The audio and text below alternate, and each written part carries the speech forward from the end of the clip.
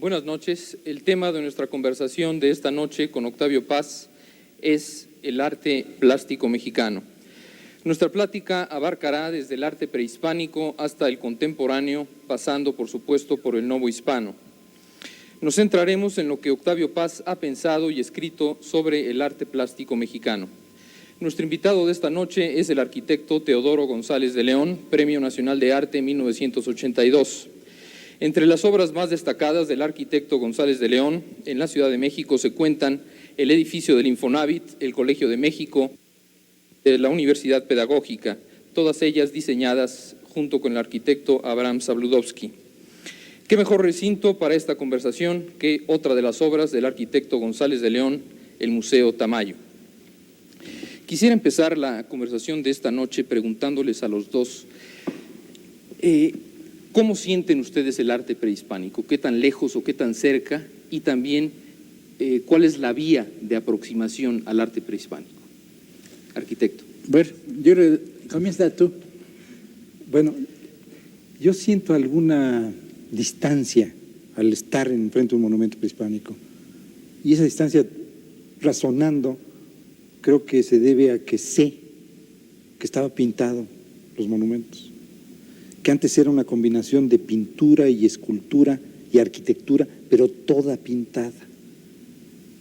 Y no pintada como se pintan las casas ahora, o la arquitectura moderna o las casas populares. Oye, eso pasa también con el arte griego. Claro. Estaba pintado. Y creo que los primeros que descubrieron que había que dejar las piedras tal cual fueron los romanos. ¿Seguro? ¿O me equivoco? Sí, sí. Los romanos, y porque se dieron cuenta que la pintura dura poco tiempo, ¿no? Y la prueba es que nada del mundo prehispánico, salvo pequeños fragmentos, los conocemos así, pero ha de haber sido increíble. Bueno, mira, yo vi en la India, esto fue muy interesante, en la India también los templos estaban pintados. Y claro, el tiempo ha destruido la pintura. Y en Madurai, en el sur, los brahmines decidieron volver a pintar el templo. Uno de los grandes templos, el templo de Madura, es un templo, el último gran templo de la India. ¿Y qué fue lo que ocurrió? Lo pintaron con técnica moderna y con materiales modernos. Es espantoso. Realmente es una de las cosas más feas que he visto en mi vida. Es realmente como una especie de producción norteamericana del hinduismo, ¿no? Puede ser, sí, te creo. Pero creo que el mundo prehispánico pintado es muy distinto a lo que estamos viendo ahora. Porque el color funciona distinto con la forma. Es decir, o hace funcionar distinto a la forma. Claro. Pero ¿no es mucho más importante que el color, el hecho de que esté pintado o no, el espacio de la arquitectura prehispánica? Y de paso le pregunto, ¿en su arquitectura existe una influencia del arte prehispánico? Bueno, nos han preguntado muchas veces bueno, eso, pero... hay dos preguntas. Sí. Son dos. Son dos. Claro. Bueno, creo que el espacio es muy importante, ¿no? Pero ahí está mi perplejidad. Es decir, siento que si eso estuviera pintado, sería distinta nuestra impresión. Y nos daría el espacio más mágico. Pero también pasa lo mismo con los griegos, quizá, ¿no? La pintura en los griegos era mucho más selecta y más... No sabemos, ¿sí? No, sí. ¿Sí? Ahora sí hay datos. La ¿sí? exposición esa que está ahorita en Estados Unidos, que se llama La búsqueda de Alejandro. Claro, yo la vi también. Magnífica. Ahí tienes las tumbas. Claro. Han descubierto las tumbas de Macedonia. Sí, es verdad. Sí. En que las tumbas copiaban a los templos. Y esas copias de templos han aparecido con todo y colores. Entonces son pequeños templos, las puertas de las tumbas, con los colores originales que guarda las relaciones escritas. Sí. Entonces ahí está la comprobación. Pero de todas maneras los colores son bastante, digamos, cautos. Sí, pero no sabemos cómo sería. Creo debe haber sido muy violento, ¿no? Muy violento. Pero también el mundo de la India era violento y probablemente la Grecia clásica también era violenta, porque estás hablando de Macedonia, claro, que es una época tardía. Digamos que, bueno, para mí la aproximación al arte prehispánico fue un poco distinta. Realmente no fue un problema estético, un problema de tipo moral. Yo me eduqué con la idea de que habíamos redescubierto el mundo antiguo y de que la civilización prehispánica era parte real de México y que lo mejor de México estaba ahí. Y claro, cuando empecé a ver aquello, me encontré muy distante. Era muy difícil saltar del siglo XX al siglo XIV o al siglo XIII, porque además no era solamente un problema de tiempo, sino un problema de espacio histórico, diríamos. Era otro mundo. Y me faltaban puentes. Mi primer puente fue el arte moderno. Cuando empecé a ver en Estados Unidos primero y luego en Europa el arte moderno, cuando vi los primeros Picasso, cuando vi a Paul Klee, cuando vi el arte, cuando vi el cubismo, me di cuenta que los europeos habían redescubierto tradiciones no europeas. Y dentro de esas tradiciones no europeas estaba el arte mexicano. Y esto me reconcilió, no me reconcilió, fue el puente para que yo entendiese a México. Sin embargo, el arte prehispánico yo creo que se descubrió en México con el eclecticismo del siglo pasado. Sí, es lo que me decías el otro día, sí. Porque el monumento a Cuauhtémoc, por ejemplo, que hizo Noreña, el diseño es de 1800. Bueno, esto es anterior a la Revolución, sí. 70 y tantos. Sí. El pabellón mexicano en la feria de París de 1889, donde se construyó la Torre Eiffel. Bueno, hemos pensado es un siempre. pabellón que ahora lo miras y parece un posmodernista. ¿Sí? Sí, es muy interesante. Bueno, pensamos siempre, pero era un prejuicio, que la Revolución Mexicana había redescubierto el pasado mexicano. Y no es verdad. Ya en la época de Porfirio Díaz, los mexicanos más inteligentes, más sensibles, empiezan a redescubrir su propio pasado. Pero esto fue ya hasta fines del 19, ¿no? Porque durante todo el siglo XIX sí hubo un desdén por lo prehispánico, ¿no sé si? Fue al siglo al final, sí, claro. Final, bueno, yo creo que el 18, bueno, no, el 18 hay los jesuitas que se interesan en México, pero claro, el 19 fue un siglo que ignoró, diríamos, la peculiaridad de cada país y naturalmente la peculiaridad mexicana. Pero además yo creo, otra de las cosas que me aproximó al arte prehispánico fueron dos cosas. El carácter geométrico de la arquitectura precolombina y de la escultura. Y esto, claro, me acercaba al arte conceptual moderno y sobre todo al cubismo. Después había el aspecto simbólico. También otra vez me remitía, diríamos, al arte conceptual. Pero además, la gran lección quizá fue el surrealismo. Porque el surrealismo, al descubrir o al redescubrir la importancia de la imaginación, del sueño, del mito en la cultura humana, me estaba otra vez ofreciendo un puente para que yo penetrase en el arte prehispánico. Cuando leí las primeras traducciones, esto no tiene que ver con el arte realmente, sino con la poesía, pero cuando yo leí las primeras traducciones de la poesía náhuatl, del padre Garibay, y las comparé con la poesía moderna, me di cuenta de las grandes diferencias, pero también de la gran cercanía que teníamos con la poesía prehispánica.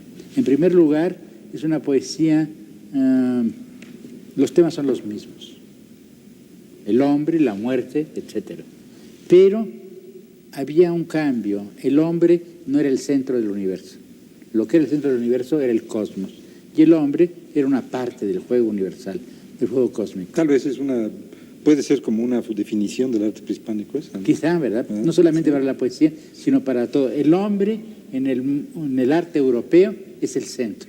Pero volviendo a la pregunta que hacía, yo creo que está bien, el arte moderno nos enseñó a ver con otros ojos el arte prehispánico, pero sí, insisto, creo que es el eclecticismo el que nos abre los ojos en México para ver el arte prehispánico. Bueno, eso yo creo que debemos... Hay una tumba en Colima que es muy interesante. Ah, caramba. En Colima. Una tumba, es un túmulo diseñado con motivos prehispánicos y que pertenece a la familia de la Madrid de 1905. Es una cosa muy interesante. Fíjate cómo penetró a través del eclecticismo, es decir, de esa filosofía positivista del arte, que se podía hacer cualquier cosa. Claro. Es decir, que el hombre había conquistado todos los estilos y podía hacerlos todos. Creo que eso lo entendió también México y los políticos lo entendieron también, porque le dieron mucha importancia al Museo de Antropología. No de Antropología, se llama Museo Nacional. Claro. Además, la historia de la Coatlicue, por ejemplo, es muy notable, ¿no? Es una de las grandes historias. Cuando los españoles llegan y encuentran a la Coatlicue, se horrorizan. Y lo primero que hacen es enterrarla. Sabían dónde estaba la Coatlicue, pero quedó enterrada en el Zócalo. Un buen día se descubre por accidente, en el siglo XVIII, a fines del XVIII, se descubre por accidente, unos obreros trabajan en el Zócalo, y así como ahora descubrieron a la diosa de la luna, en aquella época descubrieron la Coatlicue. Entonces el virrey Bucareli decide enviar la Coatlicue a la universidad. Claro. Estuvo encerrada entre rejas. No, Revillagigedo, quizás, sí. Revillagigedo. Primero lo que hicieron fue volver a enterrarla. Les pareció tan espantosa, tan terrible, y tenían razón, porque es terrible. Es realmente lo sagrado en su forma más agresiva, diríamos. No tenían ojos para verla. No tenían ojos, no tenían conceptos para verla. Claro, ¿no? conceptos. Pero si no tienes conceptos, no tienes ojos. Claro, entonces la enterraron. Pero hubo un sabio mexicano que hizo una descripción. Y entonces, cuando vino el barón Humboldt, pidió verla. La desenterraron, Humboldt la vio y la volvieron a enterrar. Luego, es preciosa historia. Después de esto, volvió a resucitar entre el polvo del Zócalo y fue a dar, no sé si a la universidad o a un museo, pero primero escondida y poco a poco hizo su camino hasta que se convirtió en la pieza central de nuestro arte. Tú tienes una descripción en un escrito que yo conozco y que no has publicado todavía, de la Coatlicue, que es fantástica. Ojalá que eso se diera a conocer mucho. Ese párrafo sobre la Coatlicue se me hace una síntesis exacta. ¿Te refieres a la idea de que es un arte teológico, conceptual, en que cada línea... Y que tiene partes realistas. Sí. Es como un acertijo, dices. Sí, ¿no? Es una adivinanza. Es una adivinanza. Una adivinanza intelectual. Sí está publicado en español. Sí. Está publicado en el libro Inmediaciones. Se llama El arte de México, materia y sentido. ¿Por qué materia y sentido? Bueno, pues ahí está. Porque a mí me impresionó muchísimo, siempre, el arte precolombino por su peso material. La piedra es la piedra, la madera es la madera, todo, la materia tiene realidad y consistencia. Vuelvo al arte prehispánico porque todo eso estaba pintado. Es posible. ¿Ves? Entonces la piedra desaparece y aparece otra magia, bueno, la que no podemos Teodoro, ver. concédeme que hay equivocaciones fecundas. Como claro, no como hay, en Grecia. Claro. Pero es la Grecia como blanca. no vemos el color, es la Grecia blanca de los simbolistas y los románticos. Pero tal vez sea triste porque la Grecia era más salvaje. Claro. Eso lo vio Nietzsche, ¿no? Claro. Que la Grecia era terrible y que tenemos una Grecia blanca, paliducha y el mundo prehispánico y demasiado racional, ¿no? Y que no era eso, era una Grecia trágica y pasional. Lo mismo ocurre quizá con el mundo prehispánico, pero ahí lo pasional es evidente. En fin, digamos de todos modos que me impresionó siempre las grandes cabezas, por ejemplo, de Olmecas, ¿no? La materialidad y al mismo tiempo sentido, el carácter simbólico y conceptual de ese arte. Por eso mi artículo se llama Materia y Sentido. Creo que si se intenta hacer arqueología al diseñar arquitectura, al crear arquitectura, sale mal. Yo aspiraría a que se parezca la arquitectura mía al pasado, prehispánico o novohispánico, pero por la vía del subconsciente. Es decir, que a través de ver, de conocer, pase por ahí y se refleje en el diseño, pero que no sea un acto consciente de copia que introduzco yo en el diseño. No sé si queda... Bueno, pero eso se ve en tu arquitectura, ¿no? ¿No lo ves? Puede ser. ¿No te puedes retirar un poco y verlo? Sí. Me recuerdo, por ejemplo, un centro prehispánico que está en Guatemala y que fue muy tardío. Creo que lo conocieron los españoles. Se llama Saculeo. Ahí los volúmenes escalonados son planos, como este museo por fuera. Fue una revelación verlo, eso. Es chiquito, es pequeño ese conjunto. Claro. No forma patios como la gran zona de la ciudad de Spuc, ¿no? Sino es conjuntos a la clásica, montañas escalonadas. Les parece bastante. Eso me dio mucho gusto, pero no es una copia consciente. Bueno, yo diría que la gran diferencia entre la arquitectura moderna, la tuya, pero la de la época moderna, y la arquitectura antigua, prehispánica, es eso justamente, el espacio exterior y el espacio interior. Quizá los prehispánicos, los mayas, la gente náhuatl, los zapotecas, los mixtecas no conocieron realmente el espacio interior. Fue una civilización totalmente externa. ¿Me equivoco? En absoluto. Creo que es una definición que puede... Además, es una gran homogeneidad de todo el mundo prehispánico. El maya, el del altiplano, el de la costa, producen más o menos el mismo tipo de espacios exteriores, como dice Octavio. Grandes espacios públicos. ¿Y esto porque tiene alguna relación con el tipo de culturas, bueno, el yo sí creo, ritualismo? ¿no? Yo sí creo. Bueno, esto define un poco a la civilización prehispánica. Es una civilización en la cual lo público es más importante que lo privado. Claro. Es fundamental. Y eso se puede hasta la medir, religión. Octavio. La religión para nosotros es las creencias íntimas, las creencias del corazón, diríamos, ¿no? Para los antiguos lo fundamental de la religión es el rito, y el rito es la gran fiesta pública. Y luego la importancia del Estado y la fusión magnífica pero terrible entre el Estado, es decir, entre la política y la religión. Esto define, diríamos, al mundo prehispánico. Política y religión. Lo sagrado ligado a lo terrestre. Por eso tienen la guerra sagrada, por eso los sacerdotes son también dignatarios del Estado, etcétera. Bueno, esto es lo que hay que impedir. Yo creo que la gran adquisición, primero en Grecia, luego y después en el Renacimiento y en la época moderna, ha sido la división entre el Estado y la conciencia individual, entre la religión y la política, entre la ideología, la filosofía, diríamos, y la política. Y a mí me parece muy peligroso que el siglo XX empiece otra vez a querer unir esas dos tendencias. Puede ser. Pero en fin, volvamos a Lo que dice está muy bien porque se puede inclusive medir en el urbanismo prehispánico, lo que dice Octavio. Digamos, la proporción de espacios dedicados al rito o a la fiesta o a lo público respecto de las áreas de vivienda es impresionante en las ciudades prehispánicas. Eso se puede ver en todos los planos de las ciudades prehispánicas, cómo ocupan las partes ceremoniales casi todo el área. Y las partes de vivienda son unas cosas aledañas alrededor, que no tienen ninguna importancia ni trazo tienen para ellos. No se registran trazos. Bueno, ¿y qué te parece en la ruptura de la conquista y luego el siglo XVI?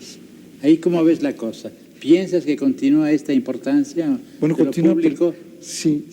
¿Pero ibas a decir algo antes? No, creo que te iba hasta a interrumpir por esto, ¿no? Porque creo que hay un problema de destrucción que los mismos prehispánicos lo ejecutaban cada 52 años. Como tú sabes, tapaban los templos. Claro. Lo vemos en el Templo Mayor. Creo cada que 52 años se rehacían las cosas. Y la conquista que deshace todo es otra nueva destrucción. Por eso tal vez a los prehispánicos no les fue una gran sorpresa la destrucción de los templos. No, pero fue una más acostumbrados. Y como sabemos que participaron los de Cholula en la destrucción de aquí, de la ciudad. Pero también hay continuidad, ¿no?, de estos espacios. Por ejemplo, el atrio de las iglesias, ¿no? A través de la destrucción. A través de la destrucción. Es evidente, ¿no? Pero claro, lo interesante... Destruyendo, se reconstruye. Sí, y eso era una vieja tradición del mundo prehispánico. La novedad realmente no estuvo en el acto de destruir templos y reconstruir templos, sino en el carácter de los nuevos templos, en los cuales en lugar de adorar a Huitzilopochtli o a Quetzalcóatl o a Tlaloc, se adoraba a Cristo y a la Virgen y a los santos, ¿no? Pero en fin, ahí también hubo posibilidad de que las viejas divinidades mexicanas reencarnasen en las divinidades cristianas, en los santos y en las vírgenes. Exacto. Usted habla de traducciones del mundo prehispánico. Una de ellas fue la del cristianismo, ¿no? Sí, bueno, yo creo que esa es la gran traducción. Y que esto es muy importante y que por eso cuando hablamos mal, como ha sido moda en México, después de un siglo y medio, 2 siglos de la colonia, están equivocadas esas gentes, ¿no?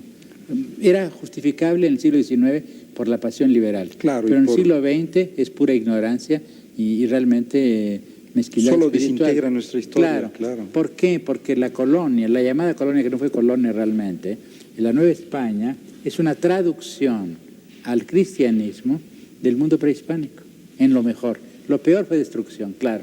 Hay una destrucción, hay opresión, no vamos a negar esos horrores, pero también hay otras cosas. Hay sobre todo traducción. Ahí está la Virgen de Guadalupe. La Virgen de Guadalupe es una traducción, diríamos, pero en el sentido más alto de la palabra traducción, del mundo prehispánico.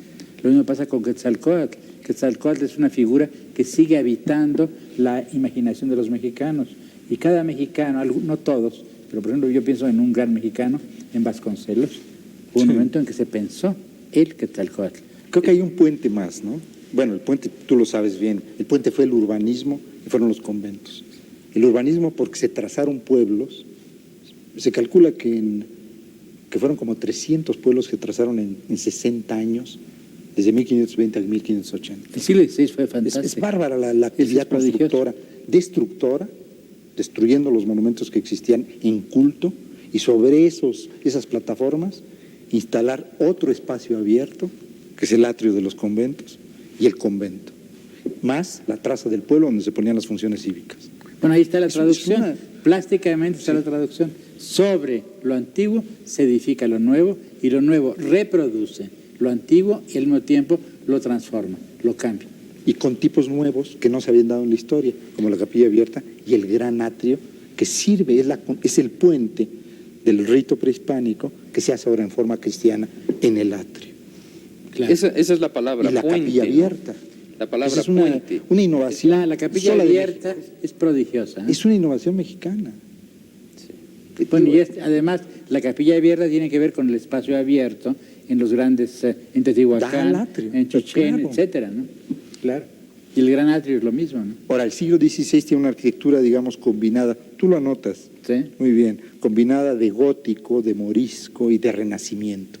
Con arquitectos muy bien dotados que vinieron a hacerlo aquí, ¿no?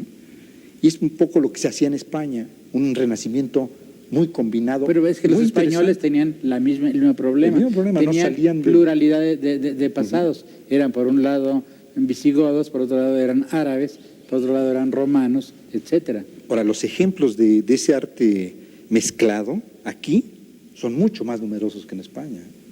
Ese renacimiento mezclado de gótico y de morisco es mucho más numeroso aquí en los 300 templos que existen que lo que quedó en España, sí, en el siglo Bueno, XVI. Claro, yo pienso que el gran arte de la Nueva España es la arquitectura, más que la pintura. Sí, yo creo que en el 16, pero también en el 17 y en el 18. Claro. Yo creo que el 18 es el gran siglo mexicano, ¿no? Es donde es más personal. ¿Sí? ¿No? Ahí hay además un elemento que aparece también en el arte prehispánico y que es el elemento fantástico. Hay racionalidad, grandes masas, pero también hay fantasía, ¿no te parece? Sí, sí. Y personalidad, ya sí, es muy mexicano. Es muy mexicano. Muy mexicano. Aunque no podemos decir tampoco que el siglo XVI no sea mexicano, con esta pieza bien. Claro, todo eso es... Es decir, hubo traducción y hubo creación, recreación de modelo, que es lo que es bueno. Sí. Bueno, eso es admirable. Yo creo que los mexicanos deberían, cuando pienso en la realidad actual de México y veo ciertas caras tristes, digo, ustedes están locos, no saben en qué país viven. En este país hay una continuidad de 2000 años, desde Teotihuacán, después el mundo de la Nueva España, hasta nuestra época. Esto muy pocos países lo tienen. Y deberíamos un poco pensar en esta continuidad.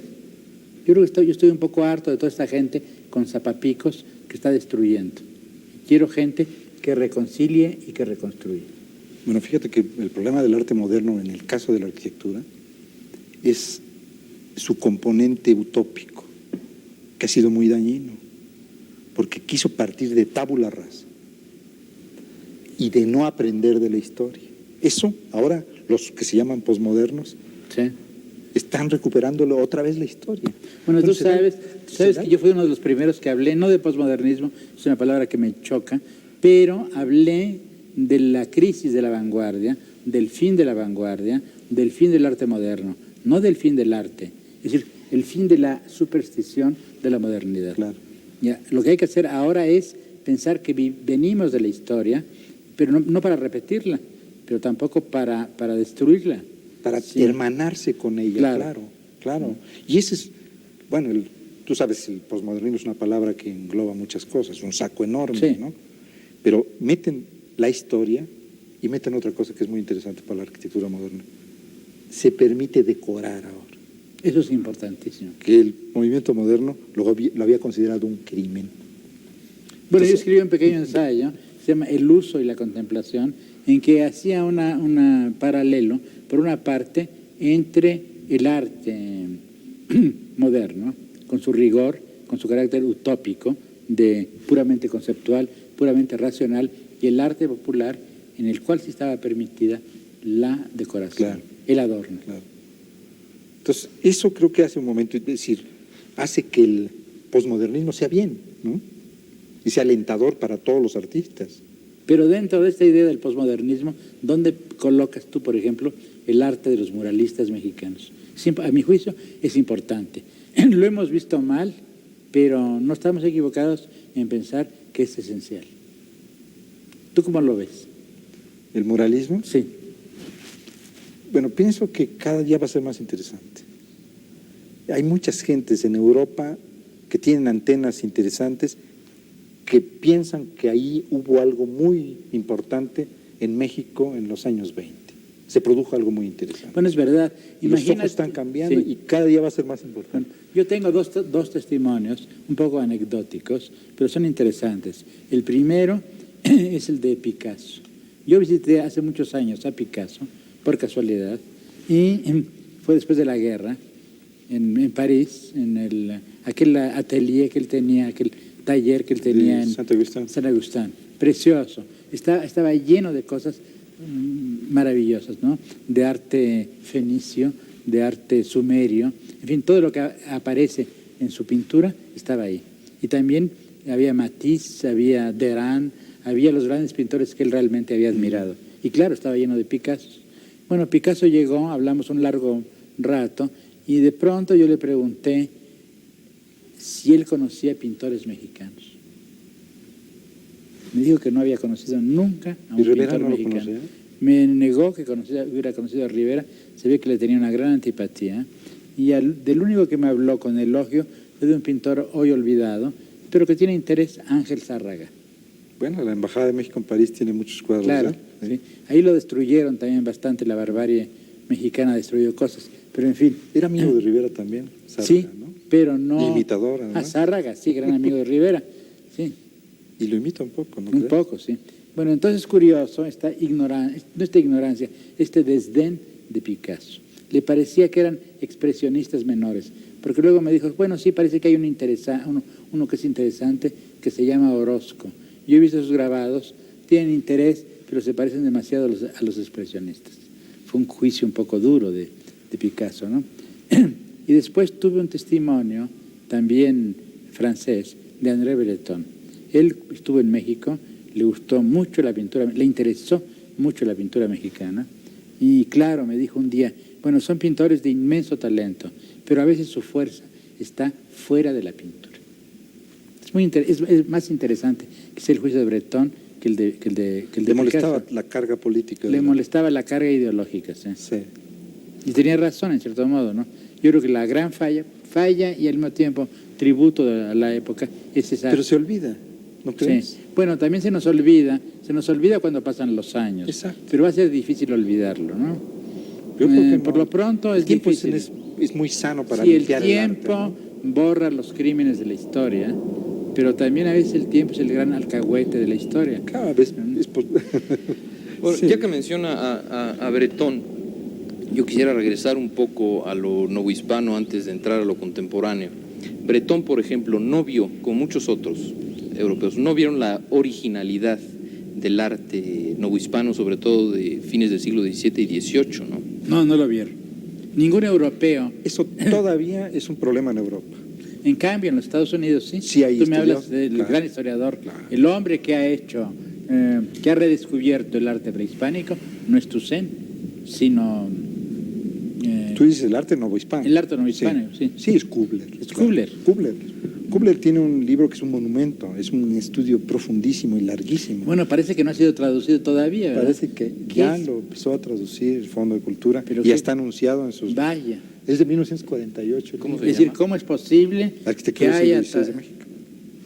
Y hay otro que, pues ese sí no tiene vicios de traducirse, que es de MacAndrew, donde hace el énfasis en la innovación de la capilla abierta. Hay una cosa muy interesante. En Estados Unidos ha habido una atracción bárbara por el mundo prehispánico, tanto que los mejores ejemplos de reinterpretación arqueológica en este caso están en Estados Unidos. Y son de Frank Lloyd Wright. Wright, que Rivera decía que era el mejor arquitecto del mundo. Sí, me contaste eso. Sí, él despreciaba a Le Corbusier, pero a Rivera, él me dijo, es el mejor arquitecto que existe, porque se fijó en el mundo prehispánico. Y tiene casas con copias, con reminiscencias del mundo maya, que son notabilísimas. Bueno, yo viví en Tokio, en el Hotel Imperial. Claro, ahí tienes maya. Era un ejemplo de arquitectura maya en el siglo XX. Del maya Por preclásico desgracia, más. creo que ha sido destruido el Hotel Imperial. Sí. Y no lo destruyó las bombas norteamericanas contra Tokio, sino la industria moderna y la especulación económica. Es espantoso. ¿Tú conociste el Hotel Imperial? Pero yo viví ahí. Cuando llegué a Tokio en 1950 y tantos, viví en un cuartito del Hotel Imperial. Era un hotel prodigioso. Es una de las grandes obras de la arquitectura moderna. Esto revela que a veces los mexicanos como que hemos perdido nuestra memoria histórica, ¿no? Y son los extranjeros lo que más aprecian, lo que para nosotros debería ser un orgullo. Bueno, tú me contabas lo que descubriste hace poco, ¿no? Por lo que se refiere a la historia de la arquitectura en México. Sí, hay muchas escuelas de arquitectura en México, varias escuelas en donde no se enseña historia del arte ni historia de la arquitectura. Bueno, esto es monstruoso. Es que es inconcebible. Entonces, están creando, mexicano. claro, entonces están creando personajes que van a destruir la ciudad. Son los enemigos de la ciudad. Pero claro, además no tienen antecedentes, no tienen historia. No tienen historia. Son gente sin memoria. Estamos creando. Es parte del movimiento moderno. ¿Sí? Un ejemplo. Acuérdate de las escuelas de. Sí, pero aquello era porque había demasiada historia, ¿no? Cuando Marinetti dice que hay que destruir la victoria de Samotracia, bueno, era un italiano que estaba harto del peso de la antigüedad grecorromana sobre Italia. La ¿no? encuesta que hizo la revista L'Esprit Nouveau, sí, que decía, es una encuesta que estuvo en 3 números, ¿debemos quemar el Louvre? Y la respondió mucha gente. Claro. Es muy interesante. Bueno, sí, pero ahí está. Pero sin embargo, las obras de todos estos iconoclastas están en el Louvre o en los museos. Claro. Esa es la gran paradoja del arte moderno y de ahí que yo sea cada vez menos partidario de la vanguardia. Todos estos incendiarios del arte moderno y que querían acabar con los museos están ahora preservados y momificados en los museos. Pero además, Octavio, todos tuvieron una educación clásica, claro, formidable. Eso es lo que no tienen estos chicos no tienen que la segunda generación. Estudian en las facultades Exacto. mexicanas. Educación clásica. Bueno, esto es grave, ¿no? Cuando digo educación clásica, digo educación del pasado, no solamente el pasado greco-romano, sino también el pasado mexicano. Claro. Tanto la colonia, la mal llamada colonia, como el mundo prehispánico. Pero mira, fíjate que eso es tan grave que también, digamos, hay una tentativa inconsciente, yo creo que es inconsciente, pero gravísima, por acabar con la memoria de México. Los cambios en los nombres de las calles. Parece que no es importante, pero es muy importante. Es muy importante. Imagínate que todo el mundo prehispánico estuvo edificado, entre otras cosas, sobre todo entre los aztecas, en el culto a Nonoalco. Nonoalco era un poco lo que fue para los franceses y para los europeos los Campos Elíseos, el lugar de la cultura, el lugar de la poesía. Entonces han cambiado el nombre de esa calle y le han puesto el nombre de una persona respetable y que yo además admiro, Flores Magón. Pero ¿qué no hay otras calles en México para poner el nombre de Flores Magón y conservar el nombre de Nonoalco, que tiene una significación histórica fundamental? Otra blasfemia, otro sacrilegio mexicano, San Juan de Letrán. Claro. Nonoalco nos une con el mundo prehispánico. San Juan de Letrán nos une con Roma, con Europa. ¿Cómo es posible que se les haya ocurrido cambiar ese nombre por el nombre de Lázaro Cárdenas? Yo no estoy contra Cárdenas, al contrario, lo admiro, pero hay otras calles en México. Tienes toda la razón. Bueno, en París intentaron cambiarle el nombre a los Campos Elíseos y ponerle Charles de Gaulle y no lo permitió el pueblo. La gente, claro, y tenía razón. Y no porque no admirase a de Gaulle, sino porque todo tiene su sitio, ¿no? Pero lo que dice Octavio creo que es muy importante como manejo de la ciudad, porque se pierden los rastros urbanos. Así como al tirar una casa se pierde esa joya y el contacto con el pasado, el nombre es el lenguaje. Claro. Bueno, ahí está. Yo creo, decía, que las ciudades, una sociedad, una cultura, está fundada en dos cosas: en el orden de la arquitectura y en el orden del lenguaje. Si violas el orden de la arquitectura, violas también el orden del lenguaje. No es un accidente que en México hayan destruido casas y calles, porque también han destruido palabras y palabras claves, palabras que son esenciales para conservar la memoria de nuestro país. Si tú dices en un escrito, una civilización es un urbanismo y un lenguaje. Creo que es, ¿sí? Es una síntesis muy... Bueno, esto se ve en el pasado de México, Netzahualcóyotl, claro, y el Templo Mayor, o de Tenochtitlan, la Catedral y el Sagrario, y Sor Juana Inés de la Cruz. Claro, un lenguaje y un urbanismo, y todas las ciudades novohispanas. Creo que el mundo moderno, México moderno, no puede ser tan claro, sobre todo en urbanismo. A partir de este momento, serás testigo del lanzamiento de una señal que te pondrá al tanto de todo. Ahora sí, para tus antenas, entraremos hasta la cocina. Esta nueva señal, hazla tuya, porque Ciudad Guadalupe se merece un canal. De ahora en adelante, no solo tendrás una opción más, sino que también el control será totalmente tuyo. Señal 59, descúbrela.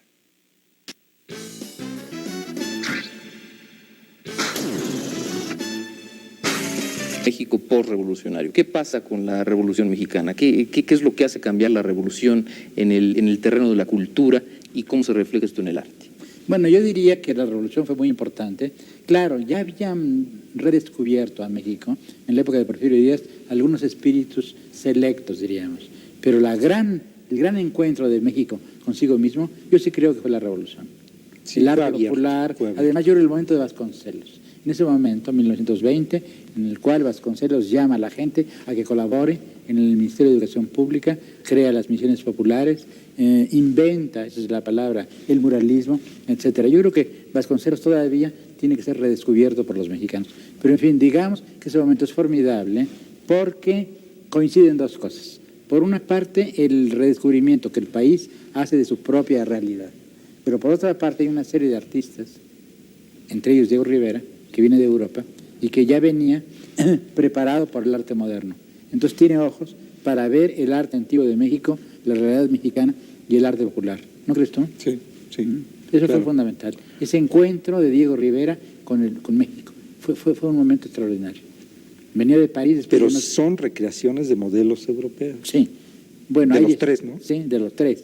Los tres eran profundamente europeos y por una especie de pasión intelectual se dirigen hacia México. También Vasconcelos, también Reyes, toda esa generación de esos años son europeos que se enamoran de México.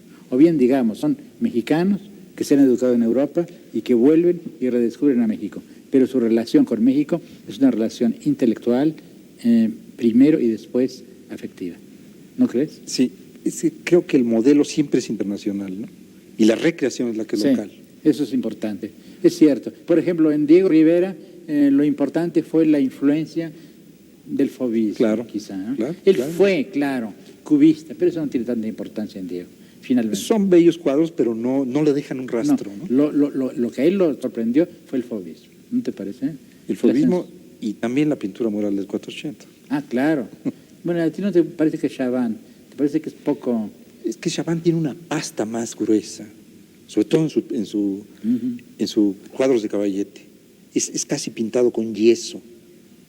Sí, bueno, a mí me sorprendió mucho ver los cuadros de Caballete de él. A mí realmente es que Picasso, no me gusta, ¿eh? Picasso lo admiraba bárbaramente. Sí. Y a mí es una... Yo comprendo, pero yo creo que esos son los secretos plásticos.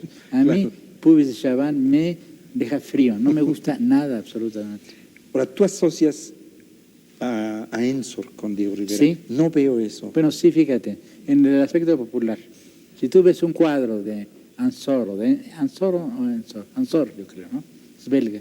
Pero bueno, ¿será flamenco o en fin, Ensor, la entrada de Cristo a Bruselas. Sí, claro, que es un gran cuadro. Es un cuadro maravilloso. Además hay una serie de figuras que Diego vio eso y lo adaptó a México. Pero fíjate que es una paleta casi impresionista. Es expresionista, ¿no? Sí. Pero acaba de salir del impresionismo esa paleta. Bueno. Y no tiene dibujo. Bueno, digamos, dibujo. sí, ahí es la gran... Construye con sí, color, ¿no? Bueno, claro, no se parecen en sentido plástico, porque en Diego el color es plano. Claro. Y el dibujo es fundamental. Claro. No estoy de acuerdo contigo. Florencia contra pero Venecia, ¿no? El tema, el espíritu, sí tiene que ver. El gusto, diríamos, por la multitud, ¿no? Además es muy curioso porque esta idea, este cuadro de Ensor o Ansor, como yo decía antes, ¿no? Ahora te voy a imitar, no sé ya. La entrada de Cristo a Bruselas, no solamente a mi juicio ha tenido influencia en Rivera, sino también en un escritor cubano moderno, en Sarduy. Es muy curioso, ¿no? ¿Y Gauguin?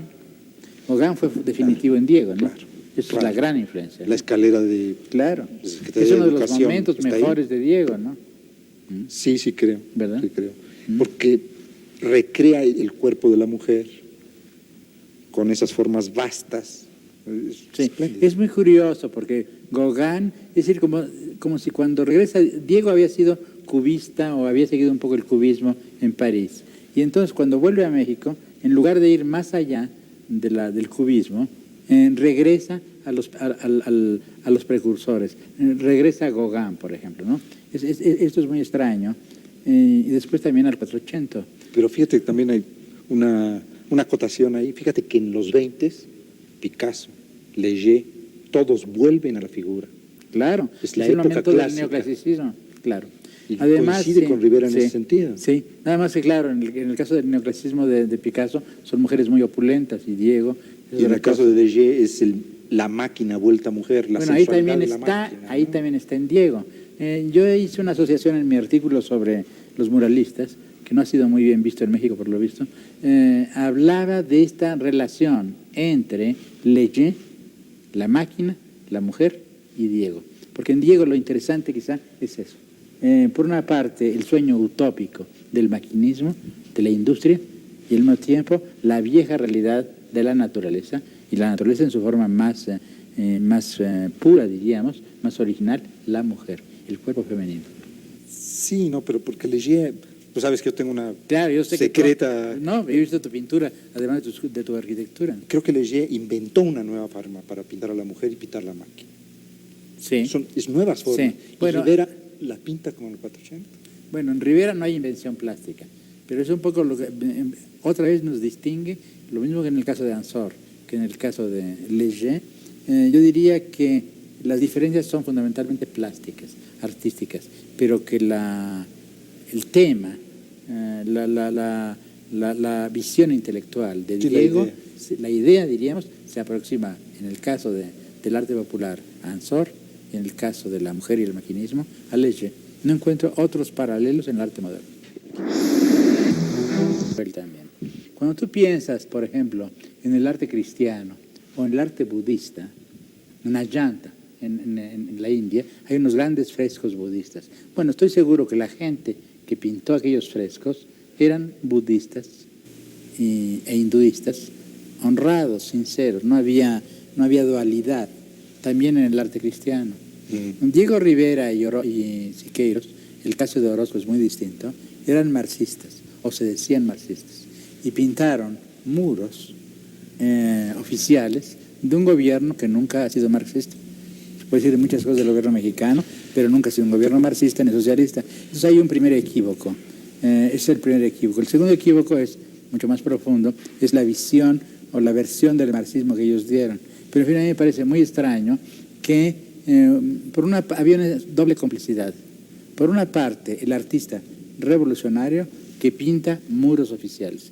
Todo el arte moderno ha sido antioficial, rebelde. Todo el gran arte del siglo XX ha sido un arte de rebeldía, nunca ha sido un arte oficial. Cuando se vuelve oficial, se vuelve académico y estatal. Cambio, salvo en México. Es decir, en México, al contrario. Segundo, los estados han sido francamente reaccionarios, conservadores, pero nunca hemos tenido esta dualidad, este jano, que es el Estado mexicano, que por una parte alienta a pintores marxistas y por otro lado mete a la cárcel a los marxistas. De modo que hay una dualidad bastante moral, bastante grave, un dualismo que es necesario, no para destruirlo, pero debemos entenderlo, comprenderlo criticarlo. Lo podemos perdonar en la medida en que lo podamos comprender, pero no continuar con la mentira.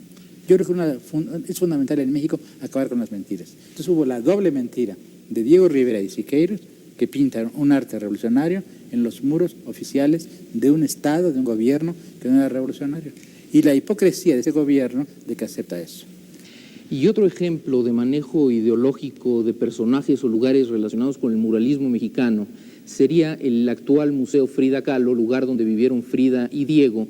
Y en esta casa, aunque poca gente lo sabe, también vivió León Trotsky durante parte de su estancia en México. Sin embargo, yo siento que existe una especie de deseo de ocultar este hecho, ¿no creen? Sí, eso es terrible. Eso es otro ejemplo de hipocresía. Es increíble. Otro ejemplo de hipocresía. Y no hay ningún dato adentro del museo. No solamente no, sino que además incluso hay un cuadro de Stalin. Es una especie de apología. El Estado mexicano convertido en alcahuete de los asesinos de Trotsky. Creo que tal vez una de las cosas, y tú lo has señalado desde hace mucho tiempo, lamentables del muralismo es la visión maniquea de la historia, ¿no? ¿Verdad? Sí. Los buenos y blanco los malos, y negro. siempre, Sí. muy claro. Pero sin embargo, el otro día paseando por la Secretaría de Educación Pública, me paré y vi unas manos agarradas de uno de los murales, cualquiera, no sé cuál, es notabilísimo. No, bueno, además, por ejemplo, otro pintor. Si ves todo el mural, sí. ya se te quita, pero... Bueno, es que Diego pintó kilómetros de pintura, pero como tenía un talento enorme, esas manos claro, van a quedar. Hay fragmentos espléndidos. No, yo además creo que es un pintor muy interesante, muy importante por la línea. Es el único casi de su grupo, de su generación, en el cual la línea es fundamental. En cambio, en Siqueiros lo importante es el contraste. Siqueiros también es un pintor muy interesante, pero es un pintor lleno de... que él no se comprendió, tal vez, ¿no? Menos consciente de lo que él era que Rivera. Era un pintor secreto, sí, y no quiso ser un pintor secreto. Pero hay cuadros de Siqueiros admirables. Por ejemplo, esos cuadros que tenía Carrillo Gil, no sé dónde están ahora, creo que están en el Museo de Carrillo Gil. Esas naturalezas muertas, aquellas o calabazas. Los desnudos, que se recuerdan. Tú lo anotaste, recuerdan a Permeque. Claro, Permeque. Bueno, y además recuerda un poco la pintura española. En Siqueiros había una mezcla curiosa de gran pintor y de cura carlista, ¿no? Cura con revólver, con fusil, esos curas del siglo XIX, y finalmente empresario italiano de ópera, ¿no? Era declamatorio. Era declamatorio, ¿no? Pero hay cosas admirables. Además tenía intuiciones, tenía buena parte de la pintura moderna norteamericana sería impensable sin Siqueiros. Por ejemplo, la idea de la mancha, la utilización de la mancha. Bueno, esto está claro en los surrealistas, está en André Masson, el famoso dripping de los norteamericanos. Pero uno de los primeros que lo hizo fue Siqueiros. De modo que habría que rescatar, habría que ser críticos con los muralistas, pero también rescatarlos. Y rescatarlos sobre todo de sus adoradores. Hay que preservar a los buenos artistas mexicanos de la momificación ideológica y del Estado. El Estado mexicano momifica. Todo lo que toca lo petrifica. Por ejemplo, a la pobre Sor Juana. Entonces hay que rescatarla. A Diego Rivera hay que rescatarlo. Fue un gran artista. Claro. Y Siqueiros fue un artista muy importante. Y claro, el más, para mí, el que está más cerca de mí, el que yo, es Orozco. ¿No te parece? Sí, es tal vez el más importante, aunque tiene muchas inconsistencias, ¿no? Mal gusto, dices tú. Sí. Pero el mal gusto no tiene el mal gusto, ¿qué importa? No tiene nada que ver con el arte. El arte no tiene, el arte, los artistas no son de buen gusto. El buen gusto es la muerte del arte. Pero esas pinceladas que mencionaba usted el otro día, arquitecto. Bueno, es que a mí... de Orozco. Sí, esa fue una experiencia muy interesante porque cuando estaban reparando la bóveda, hace como 20 años, del Hospicio Cabañas, el tapanco donde estaban trabajando quedaba a esta distancia de la bóveda. Entonces podías ver perfectamente el tamaño de las pinceladas. Mira, hay pinceladas que abarcan de 60, 70 centímetros. Es decir, ahí hay un acto, es decir, un arte gestual. Antes de Estados Unidos. Sí, antes de Estados Unidos. Claro, yo los vi hace 20 años, yo no conocía a Motherwell. Lo conocía, pero muy poco, ¿no? Y Motherwell no había hecho esa cosa. Pero lo de Motherwell está ayudado con... ¿Cómo estuvo lo de Motherwell? Pues lo de Motherwell es que hizo un croquis de este tamaño es lo que está en Washington, ¿no? Sí. Donde, claro, la brocha le da para hacer ese acto gestual en el cuadro, pero eso reproducido a 8 metros de tamaño implicó una parafernalia mecánica monstruosa. Tuvieron que construir un aparato, ¿no? Primero una brocha que no se secara en ese trayecto, ¿no? Entonces tenía que inyectar a través de una bomba de aire la pintura en el transcurso que él se movía a través de un aparato que lo movía y daba el trazo. Eso, bueno, a mí eso me parece lamentable, ¿eh? Porque sí, lamentable y no, ¿no? Sí, porque bueno, también es como un acto desmedido, como un acto sí, de un gigante, sí, o como un elefante, que no es elefante, ¿no? claro, es la máquina. ¿Ves? Fíjate que cuando tú me hablabas de eso, estaba pensando en el famoso arte gestual, ¿no? Uno de los primeros fue Siqueiros, claro, digamos en honor suyo. Los surrealistas lo hicieron, pero en un formato mínimo. Por ejemplo, André Masson dejaba caer gotas de pintura sobre un papel y entonces utilizaba la mancha. Siqueiros lanzaba la pintura sobre el muro, pero todo esto es viejísimo. Bueno, pero en fin, la gran síntesis. Para sintetizar con Orozco, ¿no? Porque realmente ese brochazo que yo vi es un arte, es una gestualidad, pero dentro de un contexto, que es lo interesante, ¿no? A él no le importaba hacer eso per se, ¿no? Sino metido en el hombre de llanas. Bueno, esto es lo interesante de estos pintores, que para ellos la totalidad de la obra era más importante que el detalle. En cambio, para los artistas más nuevos, lo interesante es el detalle. Sí. Me parece una debilidad. Ahora, yo creo que el pintor que rompe con el muralismo, pero también lo continúa, de un modo que la arquitectura de los conventos, al recubrir los templos prehispánicos, los continúa, fue Tamayo, ¿no te parece? Claro, pero Tamayo en la forma más, como yo decía hace un momento, ¿no? Es decir, creo que nos recupera el mundo prehispánico por el subconsciente, no hace arqueología. Sí. Bueno, esa es una de las cosas fundamentales de Tamayo. Yo creo que es uno de los grandes pintores de nuestro siglo. Claro. O el pintor más grande que ha producido este país. Este país, sí, a mí me parece que no hay duda, ¿no? Yo creo que... Y uno de los grandes pintores de este continente. Sí. Bueno, pues este pintor, en cierto modo, por una parte, claro, todo gran artista empieza rompiendo. Él tiene que romper con los muralistas. Eso viene a romper, claro, porque si no hubiera sido un epígono. Pero al mismo tiempo, esta ruptura es una continuidad, sobre todo con el arte prehispánico, claro, pero también con algo que los muralistas quisieron hacer, pero que no hicieron, incorporar el arte popular. Claro. Diego Rivera se interesó muchísimo en el arte prehispánico, probablemente de Picasso, de Klee. Y de esa etapa que tiene con la escuela al aire libre, ese contacto. Esto es muy importante, de lo cual se ha hablado muy poco. Me gustaría que nos dijeses algo, ¿no? Bueno, este comienzo de Tamayo. Es un periodo muy interesante que hay que analizar y que hay poca investigación, y hay cuadros notabilísimos, tanto en Tamayo como en María Izquierdo. Claro. Y uno de los mejores cuadros que se han pintado de este país, que es el de Julio Castellanos, el día de San Juan. Este cuadro es precioso. Que es un cuadro magnífico. Ya se recuperó para México, lo compró el banco. Lo compró Banamex. Sí. Esa etapa está poco vista, necesita muchos investigadores trabajando ahí para sacar a luz. Hay mucha obra, inclusive en casas particulares, que nunca se ha expuesto de la escuela del aire libre. Del aire libre, ¿no? Bueno, todo esto implica que en el siglo XX los mexicanos, los mejores mexicanos, trataron de, a veces conscientemente, a veces inconscientemente, pero el arte en gran parte es eso, pura pasión, trataron y lograron reincorporar el pasado de México. Sí. Fue un gran arte, no de ruptura no solamente, sino de reincorporación, y de resurrección, diríamos. Y en eso tienen que ver con esto que tú llamas posmodernismo, ¿no? Claro. El posmodernismo es eso, ¿no? Reincorporar la historia, reincorporar el pasado, recrear con el pasado. Bueno, yo lo he llamado de un modo un poco distinto en un libro que escribí hace tiempo, hace 10 años, sobre el arte moderno, sobre la poesía moderna. Dije que nuestro arte, el arte moderno, el arte del siglo, de este final de siglo, sería un arte de convergencia. El arte de la primera mitad del siglo XX fue un arte de ruptura. El nuestro es de convergencia. El peligro es que el posmodernismo se convierta en otra vanguardia. Claro, o bien en otra academia, ¿no?